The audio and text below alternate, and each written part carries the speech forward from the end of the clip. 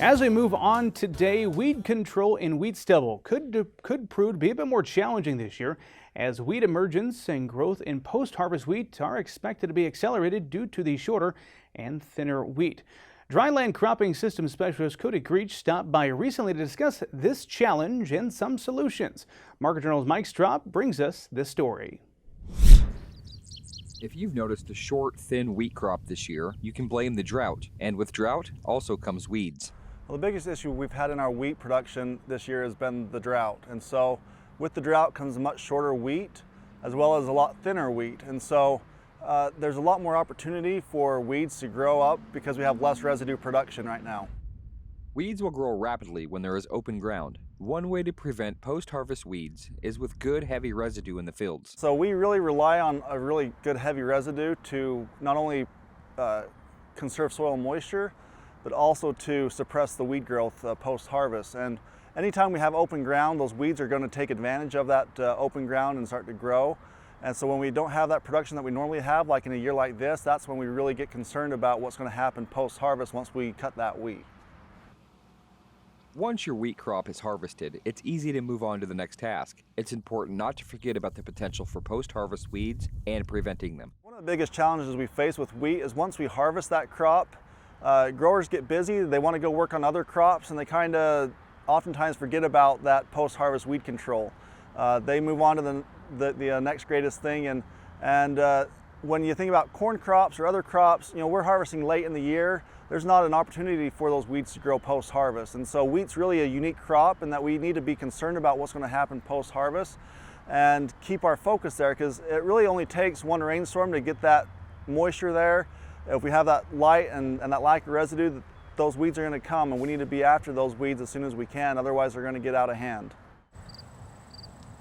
Depending on crop rotation, the eco-fallow period, when crops are not growing, is the perfect time to plan how to manage weeds and soil moisture. Yeah, so depending on our crop rotations, you know, we harvest our wheat crop in July.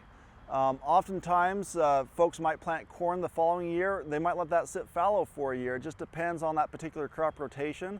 That fallow period, when we don't have that crop growing, is that eco-fallow, and it's during that period of time we need to be thinking about what we're going to do to manage our weeds and manage our soil moisture.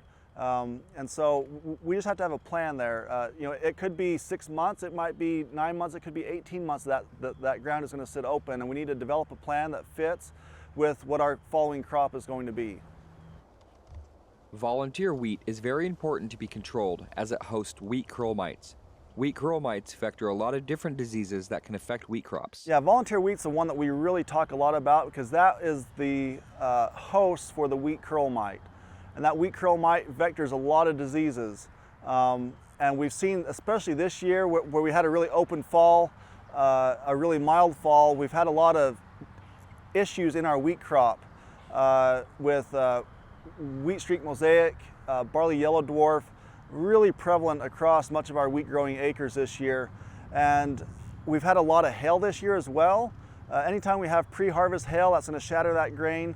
It's going to have a lot of opportunity to have volunteer wheat growing up. And so we need to be able to control that wheat before we plant our next wheat crop. At least 2 to 3 weeks before we plant that wheat crop, we need to be out there spraying it so we can break that green bridge. And when there's nothing out there that is green for those mites to live on, they're going to die. And that protects our wheat crop in that fall once we get it planted. Timing and multiple courses of action is important when managing weeds in your crops. Well, so when we talk about split treatments, we want to make sure that we're getting those good tank mixes. You know, we want to not be just using one herbicide or one mode of action. We want to use multiple modes of action that are effective. We also want to be thinking about timing. So if we spray right after wheat harvest, that will provide us a pretty good window of control for a few months, but we need to be thinking what our next step is going to be. If we're going to weed again, or we'll have to spray again. If we're going to do a different crop, we'll have to spray again in the spring. So we want to think about our crop rotation, make sure that we plan out our treatments so they work well in that crop. And sometimes we have to spray twice in the fall, and then we'll follow it up in the spring. But we want to mix those herbicides up and get those timings right so that we get those weeds when they're most vulnerable.